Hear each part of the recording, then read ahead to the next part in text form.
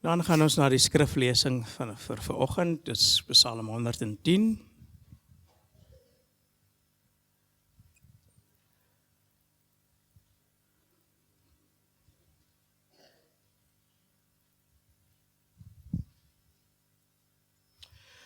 As ons dit het, dan lees dit as volg. Van Dawid, 'n psalm. Dit is die uitspraak van die Here vir my Heer. Sit aan my regterhand, totdat ek jou vyande 'n voetbank vir jou voete maak. Uit Sion stuur die Here jou magtige scepter. Heers te midde van jou vyande. Jou volk bied hulle self gewillig aan op die dag van jou magsvertoon op die heilige berge. Uit die skoot van die dageraad het ek jou soos dou verwek. Die Here het 'n eed afgelê en hy sal nie spyt wees nie. Jy is priester vir altyd, volgens die orde van Melchisedek. My Heer, die een aan u regterhand verpletter konings op die dag van sy toorn. Onder die nasies voltrek hy die vonnis. Dit is vol lyke. Hy verpletter hoofde oor 'n groot gebied. Op pad drink hy uit die spruit, daarom sal hy sy hoof hoog hou. Tot sover. 2 Korintiërs hoofstuk 2. En ons sluit die hoofstuk af vanoggend. 2 Korintiërs 2 vers 12 tot 17. En die tema wat ek gekies het is Christus Victor. Ek sal dit nou verduidelik. Christus Victor. Eintlik kan jy aflei wat dit beteken. Dit is Latyns.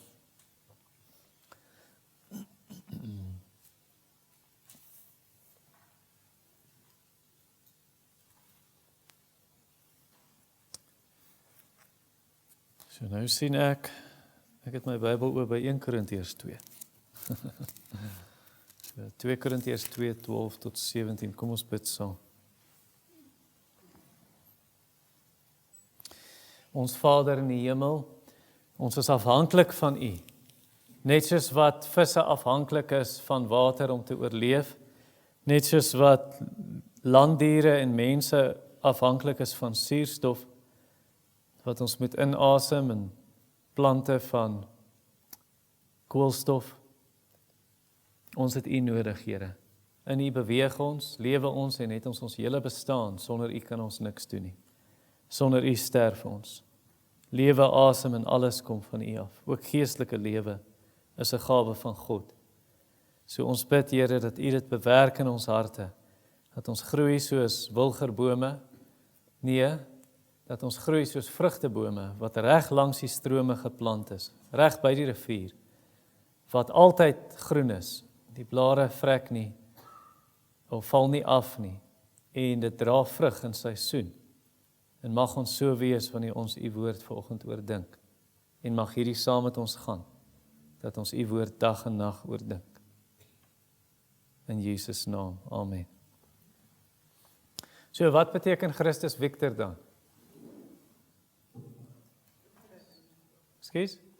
Oorwinnaar, Christus die oorwinnaar, Christ the Conqueror, dat is Latyns. Nou daar is 'n boek geskryf met die titel, Christus Victor, in 1931 deur 'n Switserse predikant, 'n Luteraanse predikant, Gustav Aulén, en in die boek sê hy dat Jesus nie gesterf het om die straf vir ons sonde te dra nie, maar dat hy net die oorwinning behaal het. Nou dis nie waar nie. Christus het gesterf om die straf vir sondaars te dra aan die kruis, maar ons moenie daai tweede deel weggooi nie. Hy het gesterf om die oorwinning te behaal.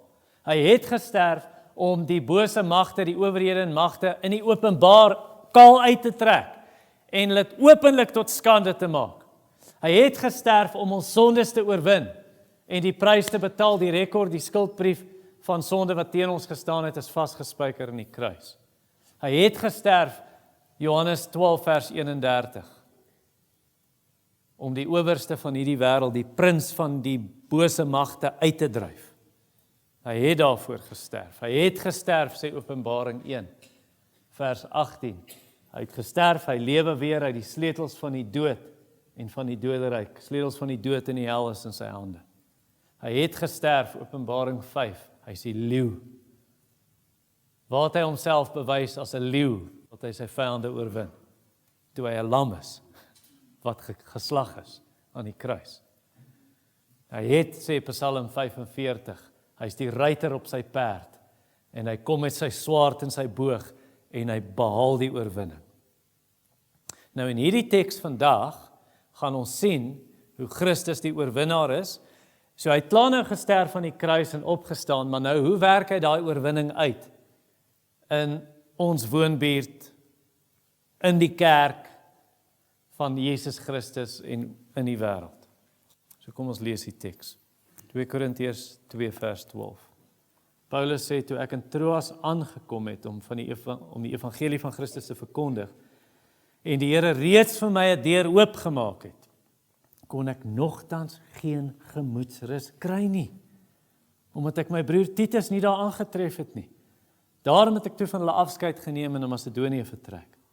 Maar dank aan God, wat ons altyd deur Christus in sy triomf tog meevoer en die geur van sy kennis op elke plek deur ons versprei. Want ons is 'n aangename geur van Christus aan God, vir die wat verlos word en vir die wat verlore gaan. Vir laasgenoemde reuk vanuit die dood tot die dood, vir eersgenoemde geur van die lewe, vanuit die lewe tot die lewe. Wie is hier toe bekwaam? Ons is nie soos baie ander wat smous met die woord van God nie. Maar ons praat in opregtheid, asof vanuit God, voor God, en dit in Christus. So ek gaan 'n paar woorde gee vir jou vanoggend. As ons sê, hoe werk Jesus sy oorwinning uit in die kerk en die wêreld, hier's 4 maniere. Eerste manier is bekerings. Dis deur bekerings. En dis in vers 12. Nou, Paulus in vers 12 sê toe ek in Troas aangekom het. Troas is 'n streek, dis nie 'n stad nie, dis 'n streek, en in daai streek is daar 'n stad waarvan die meeste van julle al gehoor het. En die stad se naam is Troy. Wat het in Troy gebeur? So 1300 jaar voor Christus. Wel, van die Griekse skrywers soos Homer het toe nou geskryf van hierdie stad Troy, toe die Grieke 'n reuse perd gemaak van hout. En toe, hierdie perd is op wiele, en toe stoot hulle hierdie perd tot voor die stadshekke van Troy. En hulle gaan toe weg. En die mense van Troy dink, die Grieke het vir ons 'n geskenk gestuur. En hulle bring die perd in die stad in, en daai nag toe almal slaap, toe is die soldate binne in die perd, Griekse soldate. Toe klim hulle uit, en oorwin hulle verower die stad. So Paulus is in daai plek, in vers 12, toe ek in Troas aankom, in daai streek, en dan spesifiek daai stad Troy ook, toe preek hy nou die evangelie. Nou hy was 'n vorige keer daar, in Handelinge 16, dis op sy tweede sendingreis. Kom ons kyk sommer op die skerm. So daar's Turkye op die wêreldkaart, dis waar Troy is in Turkye, reg in die hoekie linksbo. So kom ons gaan volgende ene. So daar met die rooi kruis, dis waar Troas is, die streek, en dan die stad Troy. En so Paulus se tweede sendingreis, begin hy hier regs onder op die skerm, is Jerusalem, en dan gaan hy op Antiochië toe, dis waar hy baie betrokke was in daai gemeente in Sirië, en toe nou sy tweede sendingreis, en toe kom hy in Troas.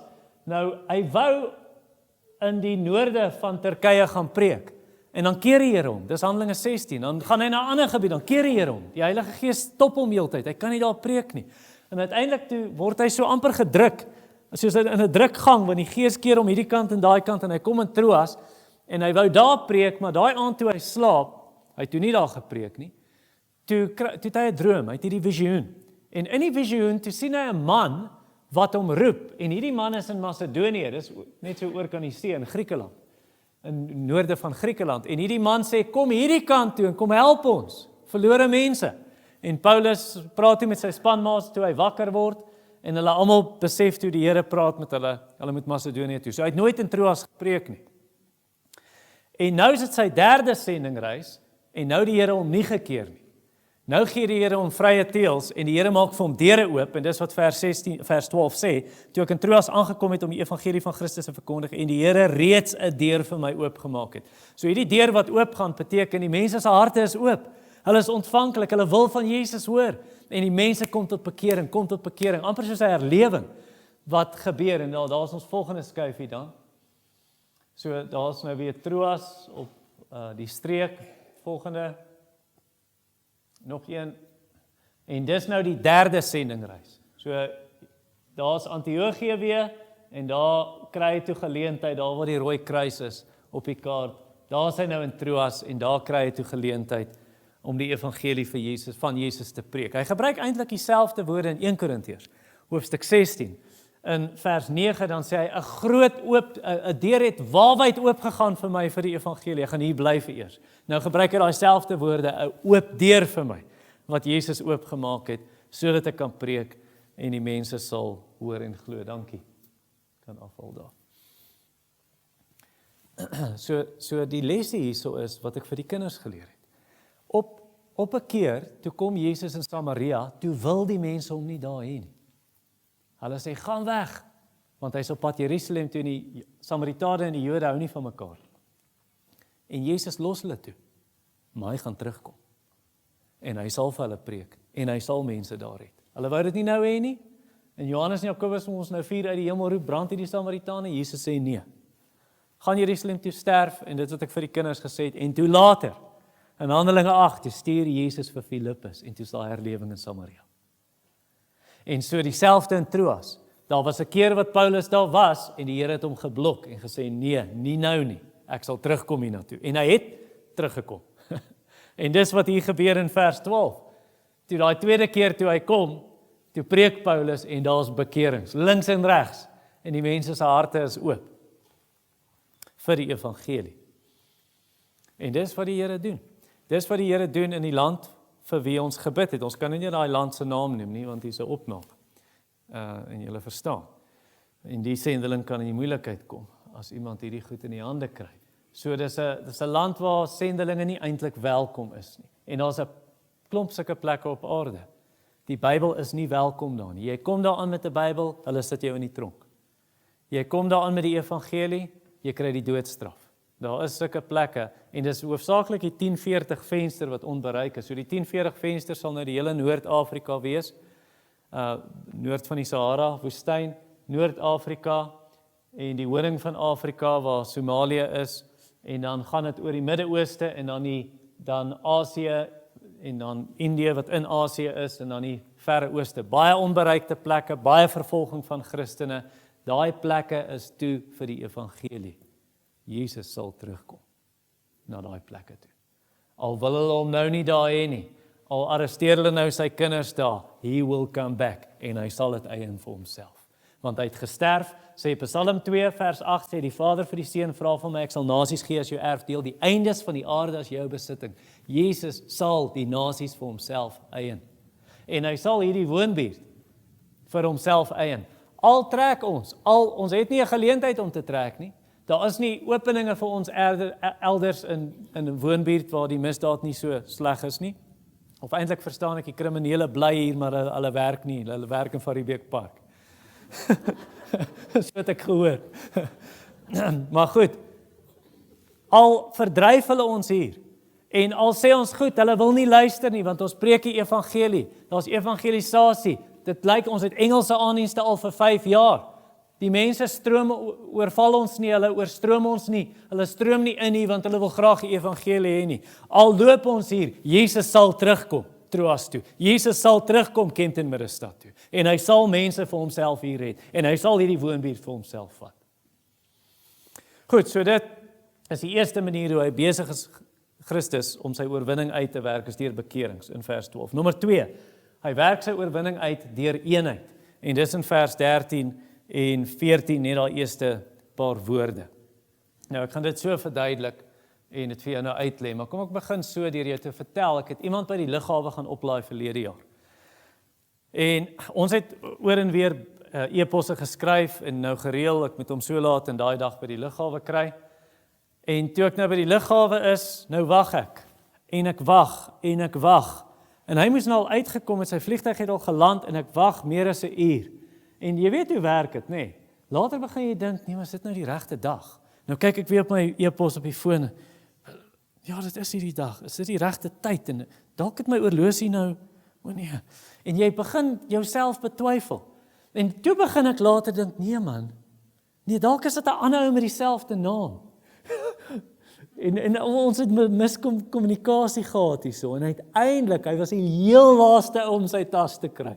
En toe kom hy deur die terminaal gestap. Nou, hoe het Paulus dan gevoel? Want jy sien, Paulus het afgespreek met Titus. Titus is nou 'n jong man, een van sy bekeerlinge, maar Paulus het afgespreek en gesê, Titus, ek sal jou in Troas ontmoet. Titus is een van sy bekeerlinge, Titus 1 vers 4, Titus 1 vers 5, hy is een van Paulus se juniors, een van sy appies, een van sy jong medewerkers. So Paulus stuur vir Titus en sê, gaan sorteer daai probleme in daai gemeente uit, sorg dat daar ouderlinge aangestel word, want dinge is nie reg in die gemeente, vals leraars het ingekom en so aan. Nou stuur hy Titus Korinte toe en sê, gaan lewer hierdie brief af. Nou kyk hier's probleme. Dit het ek nou oor en oor vir julle gesê in die reeks sover. Die Korintiërs, daar het vals leraars ingekom, en hulle het nou lekker die Korintiërs aan die neus beet en lei hulle rond en sweep hulle op teen Paulus om te sê, nee, Paulus is vals, hy's fake, jy kan hom nie vertrou nie. Hy het gesê, hy kom vir julle kuier, en nou skielik kom hy nie. Wat is dit met die man? Dis in hoofstuk 1 vers 17, moes Paulus hom verdedig. Hy sê, dis nie dat ek nou besluit ek ja, dan nee, dan ja. Nee, daar het omstandighede gebeur, ek kan nie kom nie. En hulle het hom beskuldig dat hy net in hulle beursies wil kom, in hulle bankrekeninge, hy wil net hulle geld hê, en in hoofstuk 12 moet hy dit aanspreek. Ag, dis 'n gemors. So die Korintiërs vertrou hom nie. En toe skryf hy 'n brief vir hulle, maar hy het baie gehuil toe hy daai brief skryf. Ons noem dit ook die tranebrief. En in daai brief toe moes hy hulle streng aanspreek, want hulle is besig met sonde. En toe Titus, nou stuur Paulus Titus, hy sê, gaan jy Korinte toe? Nou kom ons kyk op die kaart. Sê, gaan jy Korinte toe, lewer die brief af hieronder. Titus vat die tranebrief vir die Korintiërs. Die tranebrief hoofstuk 2 vers 4 praat hy daarvan. Nou gaan hy aan die linkerkant van die kaart, daar's Efese. Dis nou Turkye hierdie wat ons net nou gesien het. Hieronder is Efese en hy gaan oor die see of dalk het hy land omgegaan. En hy gaan na die Korintiërs toe. Daar's Troas daarbo wat ons net nou gesien het. En Paulus besluit ek kan nie in Troas bly nie. Einde van vers 12 of nie vers 13, dan lees ons, ek kon nogtans geen gemoedsrus kry nie, al is daar nou 'n klomp bekerings in Troas, ek kan nie hier bly nie, hoekom? Want dinge is nie reg tussen my en die Korintiërs nie. En dan sê hy, ek het my broer Titus nie aangetref in Troas nie, ons het afgespreek, ons ontmoet in Troas, nou kom hy nie. Wat is fout? Nou is Paulus so angstig, is die Korintiërs kwaad, het hulle hom weggejaag, hoekom is Titus nie hier nie? En dan sê hy, daarom vers 13, het ek toe afskeid van hulle geneem en na Macedonië vertrek. So nou is hy Noord-Griekeland toe. Watter stede is in Macedonië, wie weet? Bybelse boeke, watter stede is daar? Ja, die Filippense. So Filippi is daar, wat 'n ander gemeente is daar? Die Thessalonisense is in Noord-Griekeland. En dan Berea ook, waarvan ons lees in Handelinge. So Paulus is toe soontoe, dankie, ek kan afval daar. En toe hy daar kom, in Macedonië, nou sê hy dit in hoofstuk 7 in 2 Korintiërs, dan sê hy in 7 vers 5, hy het hierdie stryd gehad, want nou vind hy vir Titus ook nie daar nie, en daar's probleme van buite en vrees van binne, sê hy, en dis net vir hom nag, dis vir hom so moeilik en vir hom so sleg. En toe uiteindelik toe kom Titus. Hy sê dit in ons teks. Maar dank aan God, vers 14. Ek is so dankbaar. In hoofstuk 7 lees jy wat gebeur het. In hoofstuk 7 vers 5, dan sê hy het hierdie vrees van binne en aanvegtinge of probleme van buite. En dan vers 7 vers 6, maar God wat die neerslagtiges bemoedig, het ons bemoedig deur die koms van Titus. Uiteindelik, wat het Titus vir hom kom sê? Paulus, ek het die brief afgelewer, hulle is jammer. Hulle het gehuil toe hulle die brief lees. Hulle is so jammer dat hulle jou so sleg behandel het. Hulle is so jammer dat hulle die vals leraars begin glo het. Hulle is so jammer vir die sonde wat hulle gedoen het. Dinge is weer reg, Paulus. En dis hoekom Paulus in ons teks nou sê, 2 vers 14, dank aan God, prys die Here. Ek is so dankbaar. Hy is oorstelp van blydskap. So weer, Christus het oorwin oor die oneenigheid in die kerk, oor die verdeeldheid wat daar in die kerk was, en hy die eenheid kom herstel. Vers 14, dank aan God wat ons altyd deur Christus in sy triomftog meevoer. Hoekom het Jesus gesterf aan die kruis? Ons gaan vanaand daaroor praat. Hoekom het Jesus gesterf aan die kruis? Vir ons sondes is dit al hoekom hy gesterf het aan die kruis. Hy het nie net gesterf om God en mense verhouding met mekaar reg te maak nie. Hy het gesterf om mens en mense verhouding reg te maak. Dis wat Efesiërs 2 vers 16 sê. Hy het vrede kom bring tussen Jode en heidene. Hulle is nou een in Christus. Hy het vrede kom bring tussen Paulus en die Korintiërs. Jesus het gesterf, sy oorwinning is besig om uit te werk. Eenheid in die kerk. Is jy in stryd met 'n ander Christen op die oomblik? Is jy in stryd met 'n broer in die Here? Is jy in stryd met 'n suster in Christus? Het jy al probeer en gesê, maar probeer om dit reg te maak?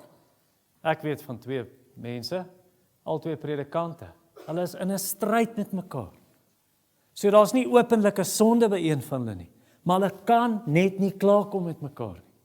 Hulle kan net nie die ding reg kry nie. En hulle het al hordes gesprekke gehad, dosyne gesprekke, wat hulle gesit het en die ding probeer uitpraat. Hulle kan nie die ding uitsorteer nie.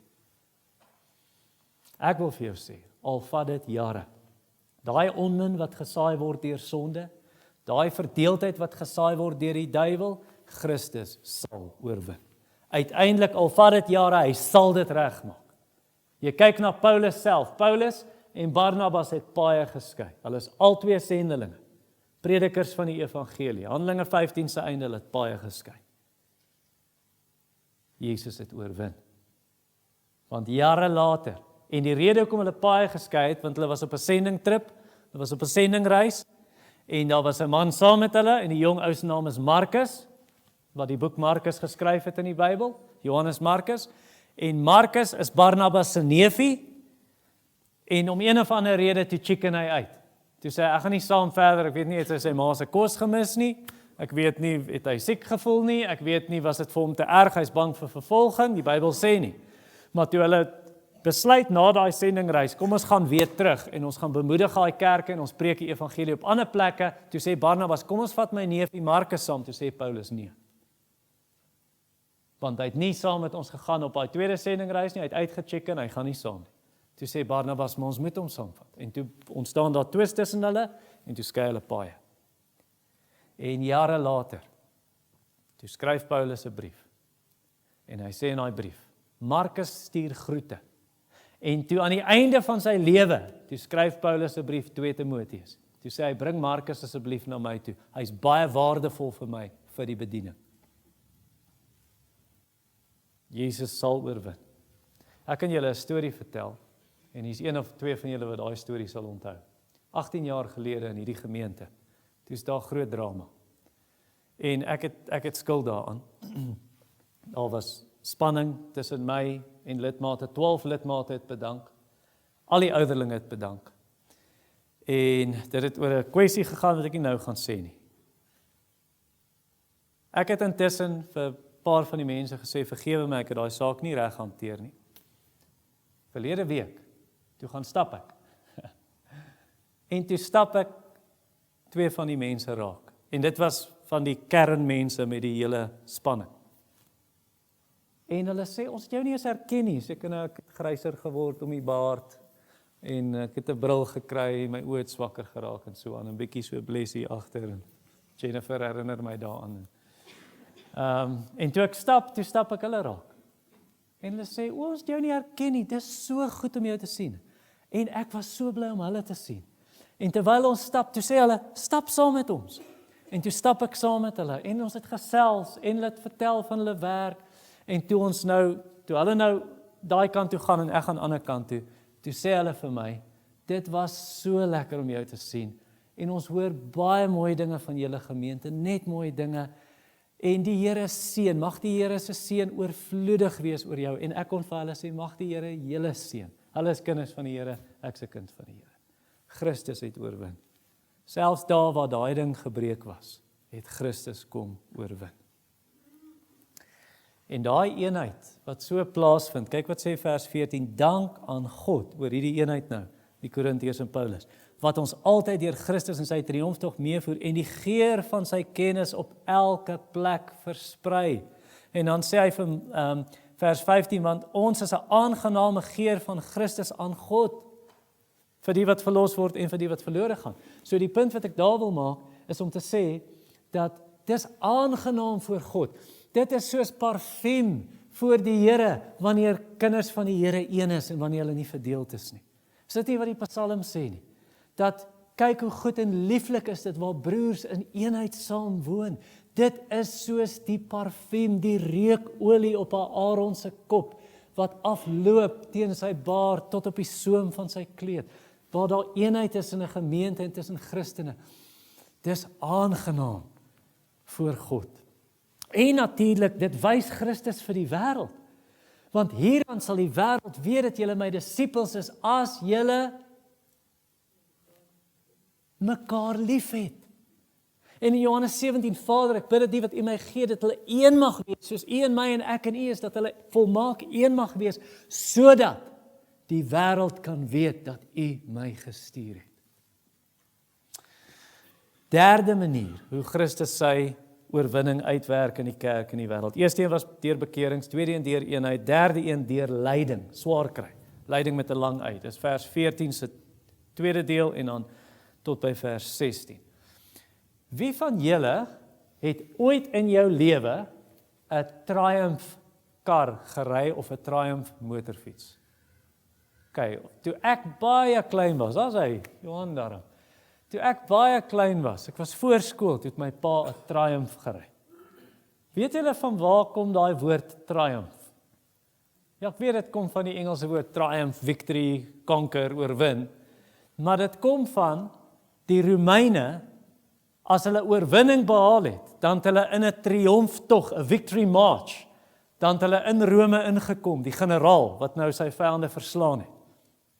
Soos die Romeinse ryk uitgebrei het, was daar 'n generaal Pompei, en julle het al gehoor van Pompei, die stad, waar hierdie generaal ingekom het, dan kom hy deur so 'n poort, wat jy eintlik in Parys kan sien vandag, die Arc de Triomphe. Nou daai Arc de Triomphe is gebaseer op daai Romeinse poort, waardeur die generaal sou kom, en Napoleon het ook toe nou in die 1800s daardeur gekom. En dan kom hy in, kom ons kyk sommer op die skerm weer. Daar's 'n Romeinse triomftog. Ek gaan net afsit hier vir 'n oomblik. So 'n Romeinse triomftog, en daar kom die generaal in sy strydwa met sy perde, en dan is die vroue hier voor, en die musiekinstrumente wat mense speel, want ons het oorwin.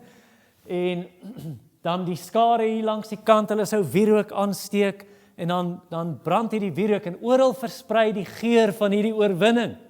En dan gooi die mense blomme, en natuurlik die perde trap op die blomme, en die mense wat agter gaan kom, die soldate, en ek gaan nou vir julle nog wys, wat deurkom, trap op hierdie blomme, dan versprei hierdie geur, hierdie aroma, deur die lug van die oorwinning, volgende skyfie. Daar het ons dan nou die mense wat, hulle noem dit die native costume, so jy trek dan nou, hulle sal daai mense aantrek in hulle land se klere, om te sê, ons het julle land oorwin. En so daar is die generaal, en hierdie ouens staan in kettings. Goed, dankie, ek kan afsit daar. Net weer aansit hier. Dis presies die prentjie wat Paulus hier gebruik in vers 14 se tweede deel, wat ek net nou gelees het, waar hy sê, kom ons lees die hele vers, dank aan God wat ons altyd deur Christus in sy triomftog meevoer, en die geur van sy kennis op elke plek deur ons versprei, want ons is 'n aangename geur van Christus aan God, vir die wat verlos word en vir die wat verlore gaan.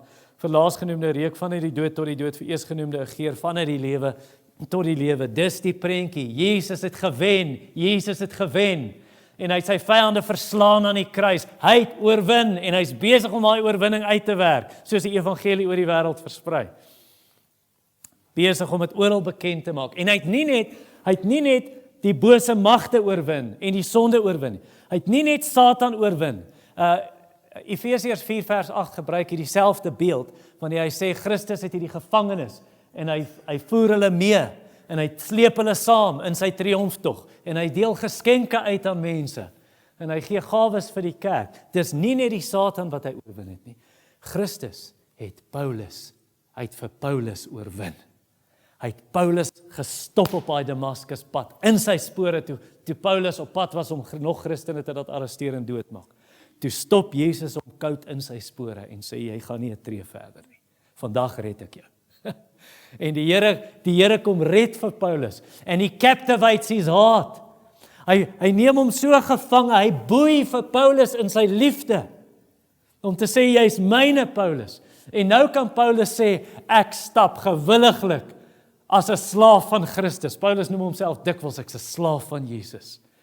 En gewilliglik sal ek nou my lewe vir hom gee. Gewilliglik sal ek nou my kruis opneem. Ek sal doodgaan vir Jesus. Ek gee nie om wat gebeur nie. Ek gee nie om of mense my in die tronk sit vir Jesus nie. Ek sal dit doen, want sy liefde het my so oorwin en my hart gevange geneem.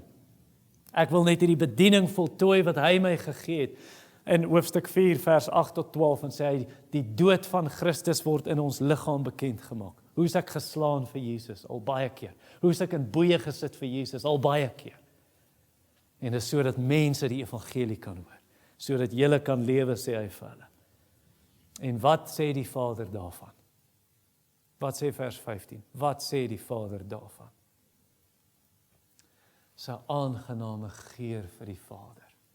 Wanneer Paulus net soos Jesus is.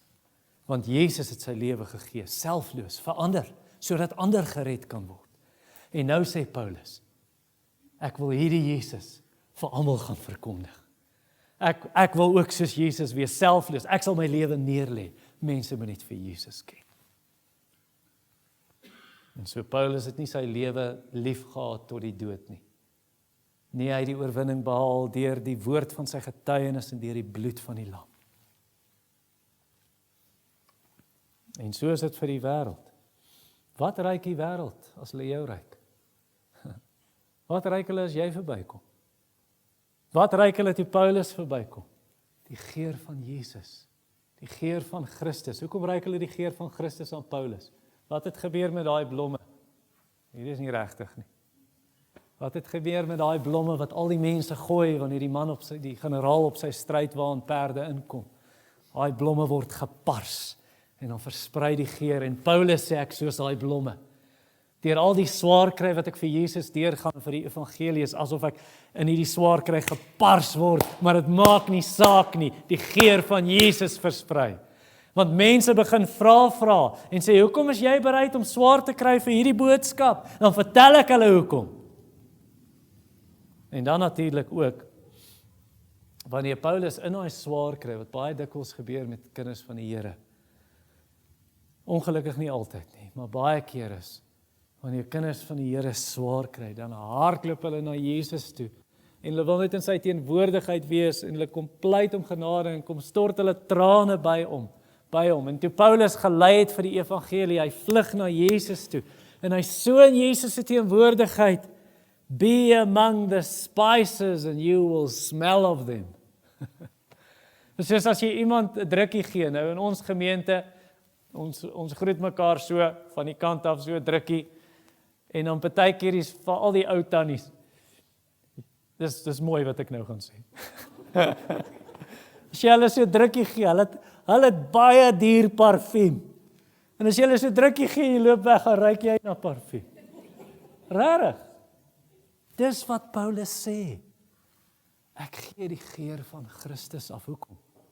Nie net is hy gepars soos die blom deur die swaar kry nie, maar so in Jesus se teenwoordigheid. Hy vlug na Jesus toe in hierdie swaar kry, en dan gee Jesus se parfuum af. En dan sit aan Paulus, en oral waar hy gaan, ruik mense Jesus. Hulle ruik die goeie nuus van Christus. En hy sê dit in vers 14 daar waar hy sê, die geur van sy kennis versprei ons op elke plek, vers 15, aangename geur van Christus aan God, vir die wat verlos word, vir die wat verlore gaan.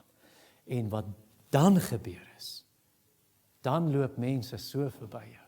Hier kom jy die boodskap van Jesus in jou lewe, op jou lippe, en loop so verby. En hulle word getrek na Christus. Soos byvoorbeeld, my swaar en my suster, hulle is baie toegewyde Christene, deel van 'n baie oulike gemeente in Australië, naby Brisbane.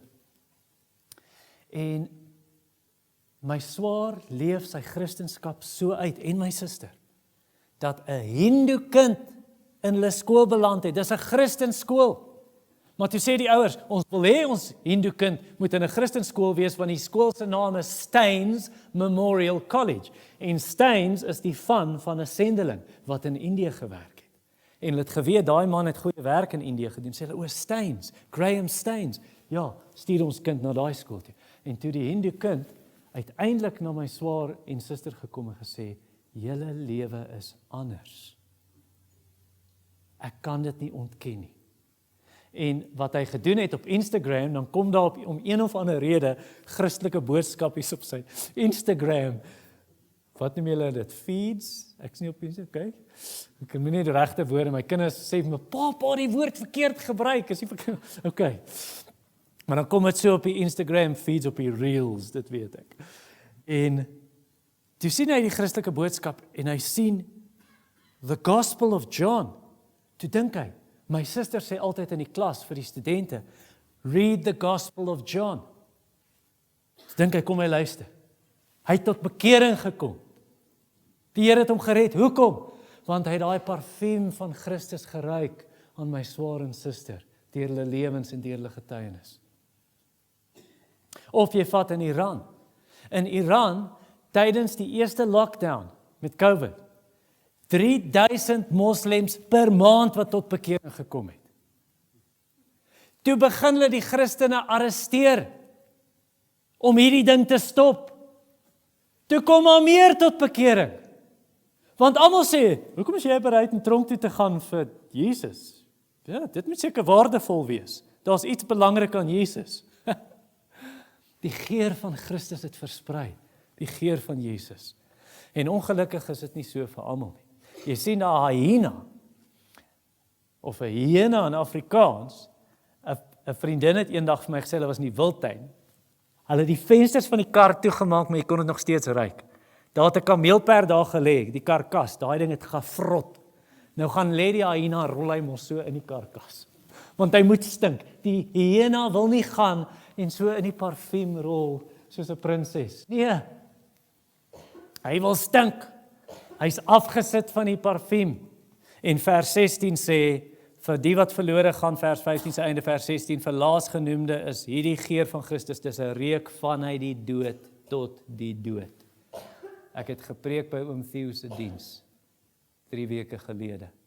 'n Klomp van julle, ek het Johannes 3:16 gepreek, het gesê, dit het my hart so aangeraak. Want vir die geredde is hierdie boodskap van Christus 'n geur van lewe tot lewe. Dis parfuum. En 'n paar ongereddes was hier, ek het al met hulle gepraat oor Jesus, en hulle het hier gesit, en hulle kon nie wag dat dit verbykom nie, want dit is 'n geur van die dood tot die dood. Jy sien, hulle haat die lig. Hulle wil nie na die lig toe kom nie, en dit lei uiteindelik na die dood, want hulle draai weg van Christus. Hulle draai weg van hierdie soet aroma, hulle sterf in hulle sondes. Die geredde persoon, sê vers 16, vir eersgenoemde, vir die geredde, is dit 'n geur vanuit die lewe tot die lewe. Hulle omhels Christus. Dis lewe in oorvloed. Dit is ewige lewe. Sodat elkeen wat in hom glo nie verlore mag gaan nie, maar die ewige lewe kan hê. Watter een van die twee is jy? Watter een is jy? Is jy daai persoon wat sê, Christus het my hart gewen, hy het my gevange geneem, ek is syne, sy liefde het my oorgehaal, ek sal my lewe gee, ek sal alles gee my net Christus? Of is jy daai een wat soos die ryk jong man jou rug op Jesus draai, want daar's belangriker goed in hierdie wêreld en jy kan dit nie los nie. Jy het verlief geraak op hierdie wêreld. Jy het die wêreld gejaag met sy materialisme, met sy geld, met sy rykdom, met sy Instagram, met sy Facebook, met sy wat se ander sosiale media. En jy so obsessie daarmee, jy kom nie eers by jou Bybel uit nie, want jou foon beheer jou. En party mense wat nie eers hier kan uitkom nie, want hulle het 'n nuwe God ontdek. En hulle jaag daai God. Van geld of van watter ander rede, plesier of ontspanning, of wat dit mag wees. Christus sal oorwin. Selfs daai wat wegdraai van hom, hy sal hulle oorwin. En vir hulle sal hy oorwin, soos Psalm 2 sê, hy sal regeer met 'n ysterscepter en hulle stukkend slaan, soos mense 'n kleipot stukkend slaan. Hy sal hulle werp in 'n plek van buitenste duisternis, waar daar geween is en 'n geknars van tande. En vir die wat so is, en as jy vanoggend daai persoon is, van wie ek praat, en jou gewete praat met jou, en die Heilige Gees praat met jou, deur hierdie woord, dan is dit nou.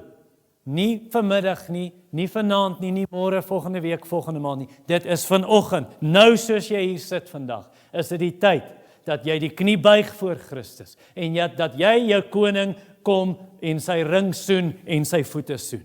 En sê, ek sweer my lojaliteit aan Christus, ek is klaar met hierdie wêreld, ek is klaar met my sonde. En ek buig voor koning Jesus. En jy sê, oorwin my hart. En hy sal jou amnestie toestaan. En hy sal sê, daar's vergifnis vir jou. En hy sal dit nie doen soos koning Dawid nie. Want toe Absalom voor Dawid kom, toe soen Dawid vir Absalom, maar dinge was nie reg tussen hulle nie. Nee, hy sal dit doen soos in Openbaring 5. Waar hy hulle gered het uit elke stam en taal en volk en nasie en hulle gekoop het met sy bloed. Hy sal sê, jy is myne. Amnestie is toegestaan, jy is my kind. Wie is bevoeg hiervoor? Rolf, jy preek in Middelburg volgende week. Jy het in Middelburg preek verlede week. Ek preek vandag hier. Wie is bevoeg om hierdie boodskap vir mense te bring? Wie is bevoeg om vir mense 'n boodskap te bring? En geloof kom deur die gehoor, en wat ons hoor is die woord van Christus. Wie is bevoeg om 'n boodskap te bring, en daai boodskap, on it hangs heaven and hell. Wie is bevoeg om so 'n boodskap te preek? En as jy dit nie vir die mense bring nie, sê Esegiel, hulle bloed is op jou hande. Hulle sal verlore gaan, maar hulle bloed is op jou hande. Wie is bevoeg, vers 16 se einde? Wie is hiertoe bekwaam? Kom ons lees daai gedig op die skerm. You lived next door to me for years. We shared our dreams, our joys, our tears. A friend to me you were indeed, a friend who helped me when in need. My faith in you was strong and sure. We had such trust as should endure. No spats between us, beklei hy ever rose. Our friends were like, and so our foes. Selfde vriende, selfde vyande. What sadness then, my friend, to find that after all you weren't so kind. The day my life on earth did end, I found you weren't a faithful friend. For all those years we spent on earth, you never talked of second birth. You never spoke of my lost soul and of the Christ who'd make me whole. I plead today from hell's cruel fire, hierdie ou is in die hel, and tell you now my least desire. You cannot do a thing for me. No words today my bonds will free. But do not err, my friend, again. Do all you can for souls of men. Plead with them now, quite earnestly, lest they be cast in hell with me. Laaste manier hoe Christus sy oorwinning uitwerk, deur prediking, dis vers 17. Ons is nie soos baie ander wat smous met die woord van God nie, maar ons praat in opregtheid, asof vanuit God, voor God en dit in Christus. Hoe oorwin Jesus nasies? Deur sy woord. William Tyndale het die Bybel in Engels vertaal. Hy is doodgemaak daarvoor. In Engeland. Maar hulle kon nie die woord van God keer nie. Paulus sê, julle kan in my in boeye sit, 2 Timoteus 2 vers 9, julle sal nooit God se woord in boeye sit nie. Hierdie woord sal oorwin, Christus sal oorwin, deur sy woord. Die woord sal nie leeg terugkeer nie, dit sal die doel bereik waarvoor God dit uitstuur. Dit is hoekom Satan mense teen William Tyndale aangehits het en hom laat brand het. Want Satan wil die woord stil maak. En as hy dit nie kan regkry nie, dan sal hy nie van buite aanvalle bring nie, maar dan sal hy in die kerk inkom. As hy jou nie kan doodmaak as 'n leeu nie, sal hy inkom as 'n slang.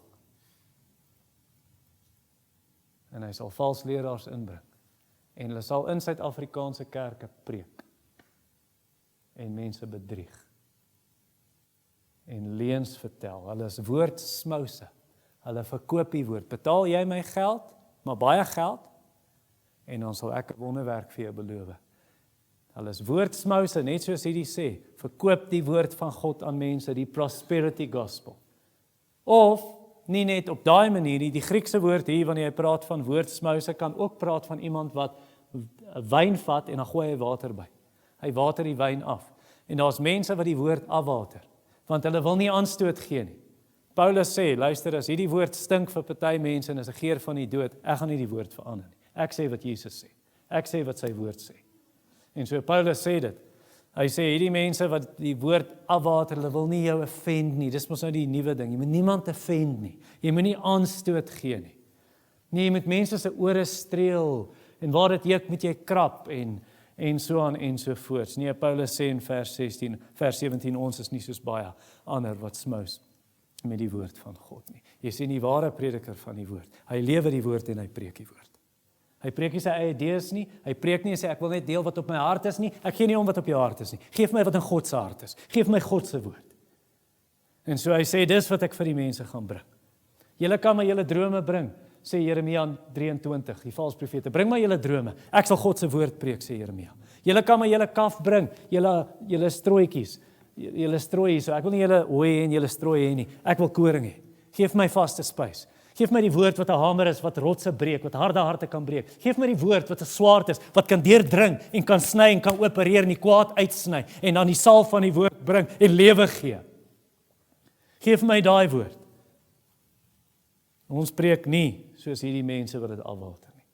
Paulus sê ons het die woord van God gepreek. En ons praat dit vanuit 'n opregte lewe. Want dit help nie, ek bring vir jou die ware woord van God, maar in die donker is ek besig met dinge as die leraar van die gemeente. En ek diskwalifiseer myself en ek besoedel die woord van God, man. Die waarheid van God se woord preek in opregtheid. Vanuit 'n suiwer hart, sê hy, in opregtheid doen ons dit. En vanuit God. Ek is deur God geroep. Ons is deur God aangestel. Paulus sê dit vir Timoteus. Timoteus, jy is deur God geroep. Preek hierdie woord. Verkondig die woord, tydig, ontydig, weerlê, bestraf, vermaan met alle lankmoedigheid en lering. En dan gaan hy verder en hy sê aan die einde van die vers, voor God preek ons. Wanneer ek hier staan vanoggend, ek preek, you preach to an audience of one. Om te sê ek preek voor God hierdie woord. En hy weet, preek ek dit reg, is my motiewe reg en so aan in my lewe reg. Ek dink dis wat aan John MacArthur se prediking soveel gesag gegee het. Want hy het die woord gepreek, hy het die woord geleef. En hy het gepreek voor God en met 'n roeping, en waar 'n prediker die woord van God so preek, dan is dit meer as die lering van Christus wat hy bring. Hy bring nie net sekere waarhede en inligting oor Jesus Christus nie. Nee, wat sê die einde van die vers? Hy preek dit in Christus. Dis asof Jesus self hier staan vanoggend dan as die woord reg gepreek word, en dis Christus wat preek. Dis wat Efesiërs 2 vers 17 of vers 16 sê, 17. Waar hy sê Jesus het gekom en vrede aan julle verkondig. Jesus het nooit in Efese gepreek nie. Wat bedoel hy? Hy bedoel toe ek die woord preek, dit was Christus wat dit kom bring. As die woord reg verkondig word. Dis 'n lewende woord wat ons spreek, lewend en kragtig. Nie net waarhede en inligting nie. Die lewende Christus self preek. Kom ek sluit hiermee af om jou te vertel van John Oxtoby. Dis hoe Christus sy woord gevat het na 'n klein dorpie in Engeland in die 1800s, 1700s. Die dorpie se naam was Filey. En die methodiste het al die evangeliste gestuur, is net na John Wesley se tyd. En hulle die evangelie vir hierdie verlore mense gaan preek, maar toe hulle by Filey kom, dis net of hierdie mense so hard soos 'n klip is. Jy praat met 'n muur, jy praat met graniet, niks, hulle beweeg nie. Hulle het geen belang in Christus nie. En toe het hulle by mekaar gekom, 'n klomp van die predikers, toe sê hulle, kom ons onttrek ons predikers uit Filey. Ons gaan nie verder daarop preek nie. Hierdie mense wil nie hoor nie, ons stuur dit elders. Toe sê John Oxtoby, nee, ek sal soontoe gaan en die Here sal 'n herlewing bring. Ek sal hom pleit daarvoor, en toe gaan hy, en toe kom hy buite die dorp, en hy's daar agter 'n struik, en hy pleit by die Here, hy bid, hy sê, Lord, please, take this place, I told them you will send a revival, and I say, you're going to make me look like a fool. If you do not answer me, they will think there's nothing to pray in and nothing to believe in. En toe bid hy, en terwyl hy bid, iemand stap verby, ek weet nie wat 'n miller in Afrikaans nie, M-I-L-L-E, 'n meler? Melenaar, dankie. En toe die melenaar verbygeloop, en toe hoor hy, daar stry twee mense met mekaar. Hier's 'n argument, en toe kom hy daar, toe is dit Praying Johnny, soos hulle hom genoem het. Toe is dit nie 'n argument nie, toe is dit Johnny wat by die Here, hy heilige redenasie met die Here, Here asseblief. En skielik, toe hoor die melenaar, Johnny bid, en hy sê, it is done, Lord, it is done, Philie is taken, Philie is taken. En toe gaan hy in en hy preek, en daai mense breek voor die woord van die Here, onder sonde oortuiging, en hulle roep uit, en dan kom herlewing. Julle, ek stap in hierdie woonbuurt. Hierdie is 'n donker plek, met dwelms en prostitusie en misdaad en immoraliteit en sangomas. Al beweeg ons hier uit. Jesus sal al sy vyande onder sy voete bring, ook hierdie plek. Here, doen dit vir die eer van u naam asseblief. Kom vat Kempton Park Middestad vir u self. U het gesterf, Here Jesus, u sal dit eien en u sal sondaars red. Want u is die Here, nie omdat ons sogenaamd nou vir u voorsê nie, maar ons vat u op u woord. Werk u oorwinning uit ook hier en dat die geur van Christus versprei.